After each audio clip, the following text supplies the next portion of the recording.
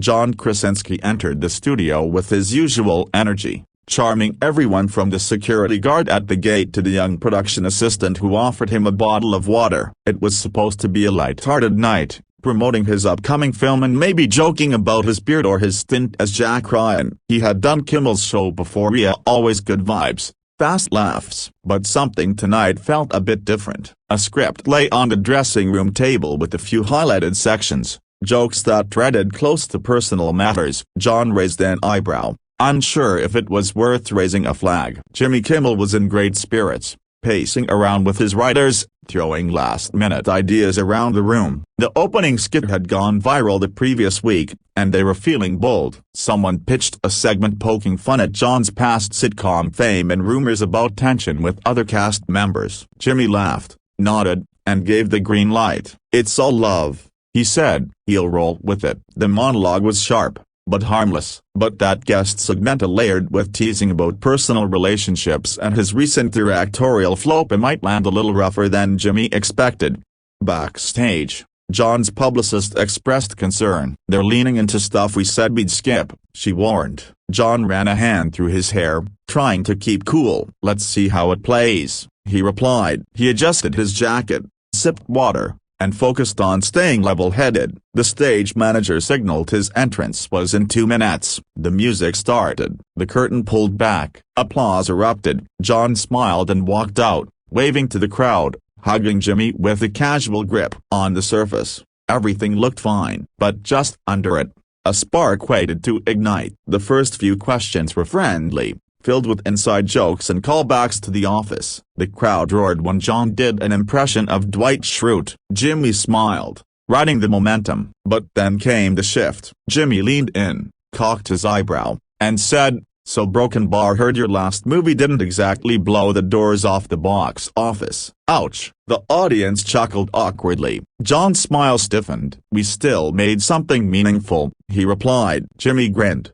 "Sure. Meaningful, a broken bar like a high school play about space aliens." Laughter broke out again, but this time, John wasn't smiling. "That's funny," John said, adjusting in his seat. "I didn't know you were reviewing films it now." Jimmy shrugged. "Hey, I call it like I see it. You're a good actor, just maybe not Kubrick." The crowd laughed again, unsure if it was playful or pointed. John stared at Jimmy for a moment before leaning forward. "Are we doing this, man, on air?" Jimmy laughed nervously, trying to keep it light. "Doing what?" "You know I love you, Johnny." John didn't blink. "There's joking, and then there's disrespect. This is feeling like the second one." The studio audience quieted. Producers backstage began whispering urgently. Jimmy waved it off and changed direction. Okay, let's talk about the wife. Yeah, Emily, right? Any truth to the rumors she's the better director?" "That did it." John looked down,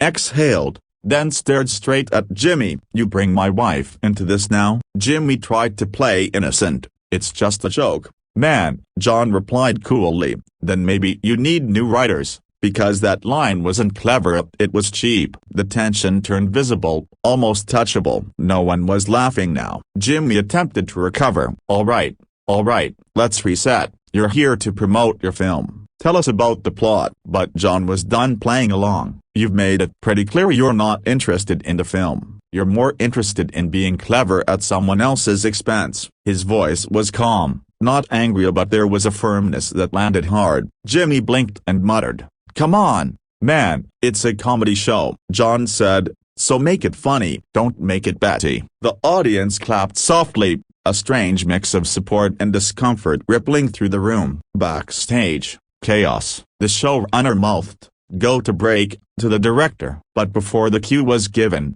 John unpinned his mic and placed it on the table. "I'm out," he said. Jimmy, caught off guard, tried to joke, "You leaving already? We just got started." But John was already standing, nodding respectfully to the audience. "I didn't come here to be a punchline." And with that, he walked off stage. The band started playing, confused and unsure how to fill the sudden vacuum of tension left behind. The show cut to commercial early. Jimmy sat there, stunned, rifling through his cards. The crew swarmed around him, asking what to do next. "Did that just happen?" he asked no one in particular. Social media exploded. Within minutes, Krasinski walkout trended worldwide. Fans posted cell phone footage from inside the studio, giving raw, shaky views of the confrontation. Some defended Jimmy, claiming comedians need space to provoke. Others slammed him for hitting below the belt. Regardless of opinion, the moment was everywhere, and neither man could undo it. John didn't speak to reporters waiting outside. He walked past flashing cameras with his team, climbed into a black SUV, and disappeared into the night. Jimmy ended the show with a smile, but it was brittle. He made one final joke: "Next time we'll book someone who actually wants to be here." Laughter was sparse. Viewers at home felt the awkward energy. It wasn't funny anymore. Not really. The replay aired online within the hour, edited and clipped into dozens of different versions. In every one, John's words cut clearly through the noise. The following day,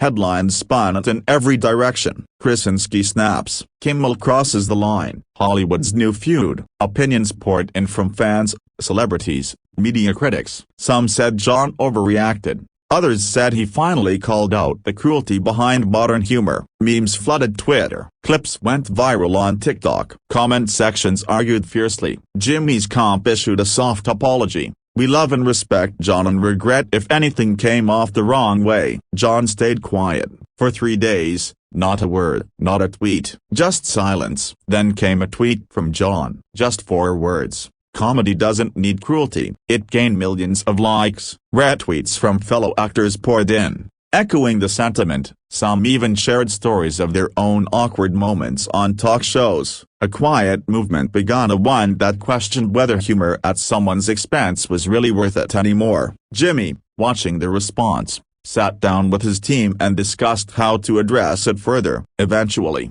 he chose to open the next episode with a direct message. "We made a misstep," he said. "That's on us." Kimmel's audience clapped politely. Some appreciated the honesty. Others saw it as saving face. But the message landed. Even comedians can cross a line. Ratings spiked that week, then dipped. Guests began requesting tighter control over what was discussed. Producers rewrote segments. The tone of the show subtly shifted. Fewer roast-style jabs, more thoughtful conversations. John's film, meanwhile, saw a spike in interest. Streaming numbers doubled. Critics reassessed it, noting the emotional depth and craftsmanship. Ironically, the drama brought attention to the very work that had been mocked. Months passed. The feud became a case study in PR circles, taught as a lesson in media training and boundaries. New guests approached shows more cautiously. Writers adapted. Satire remained, but cruelty, unchecked, grew less fashionable. John continued his projects quietly. No rants, no interviews about that night. When asked,